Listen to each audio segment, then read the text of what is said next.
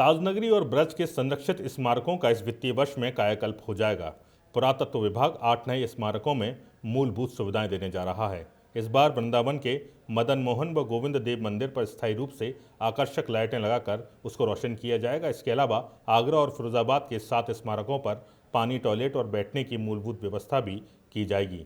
नीरी द्वारा अनापत्ति प्रमाण पत्र मिलने के बाद अब ताजमहल के जब पास में यमुना का जल स्तर हमेशा बना रहेगा। इससे ताजमहल, मेहताब बाग, 11 सीढ़ी, आगरा किला और टेकरी समेत कई स्मारक आकर्षक नजर आने वाली हैं।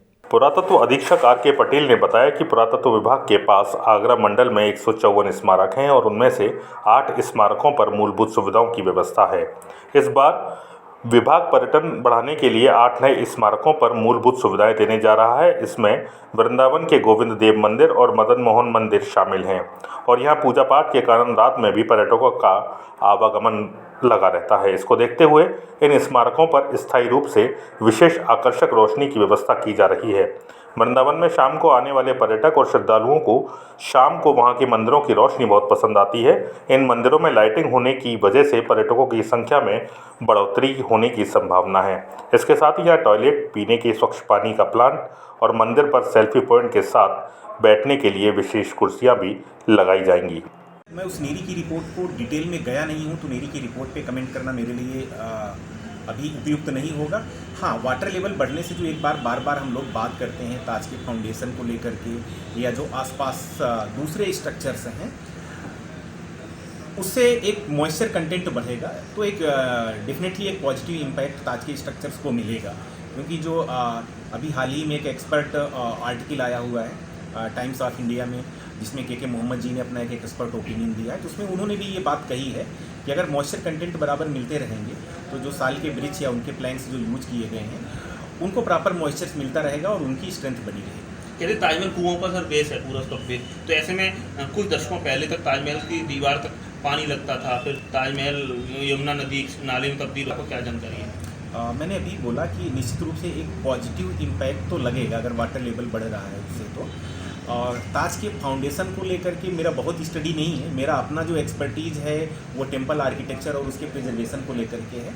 बट चूंकि मैं आर्कियोलॉजिकल सर्वे ऑफ इंडिया में हूँ, आर्कियोलॉजिस्ट हूँ, तो मेरे सामने जो भी मोनूमेंट्स आते हैं मैं उनको कंजर्व और प्रिजर्व करने की कोशिश करता हूँ। बट खास करके जो ताजमहल जैसे स्ट्रक्चर्स हैं उन पर मेरा एक्सपर्टीज नहीं है। आपको टेम्पल होगा, आप उस पर एक्सपर्ट ओपिनियन पूछोगे उसका फाउंडेशन कैसे है, क्या है, मैं डेफिनेटली उस पर बात करने की कोशिश करूँगा। हाँ, हमारे पास इंजीनियर्स हैं, अलग अलग एक्सपर्ट हैं, हम सारे लोग। जगह अभी एएसआई द्वारा जीर्णोद्धार कराया जा रहा है कई स्मारकों का, कुछ उसके बारे में सर जानकारी। सर, हमारी एक निरंतर प्रक्रिया है, हर मोनूमेंट पे हम कंटिन्यू काम करते हैं उसके जीर्णोद्धार को लेकर के।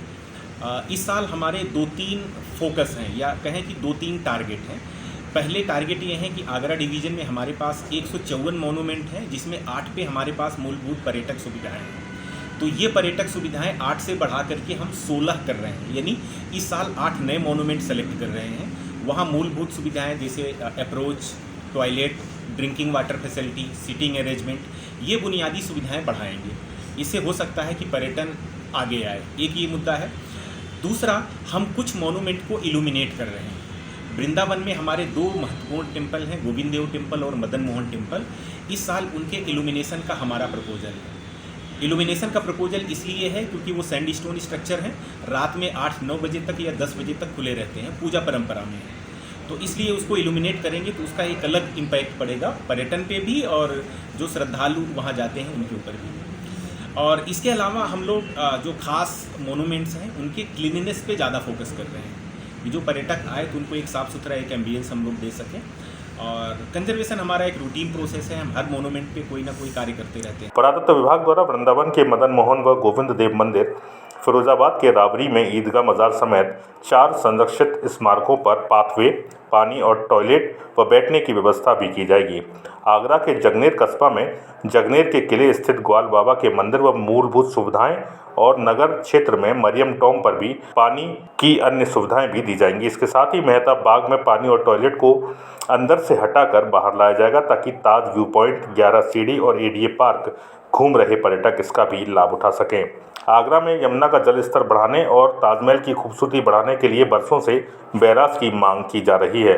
बीती सरकार में मुख्यमंत्री योगी आदित्यनाथ आगरा आए थे और रबर चेक डैम बनाने के प्रस्ताव को हरी झंडी देते हुए स्वयं निरीक्षण भी किया था। तमाम विभागों की एनओसी अभी तक नहीं मिली है, जो कि अब मिलने की संभावना है, जिसके बाद इनका निर्माण कार्य शुरू हो जाएगा।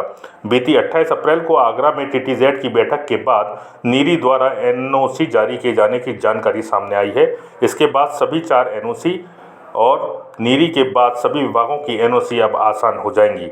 इसके लिए नगर निगम द्वारा 100 करोड़ रुपए से अधिक बजट पर शहर में नालों की टेपिंग और वैक्यूम प्रेशर सीवर बनाए जाने की शुरुआत हो गई है। ताजगंज में इसका काम शुरू भी हो गया है।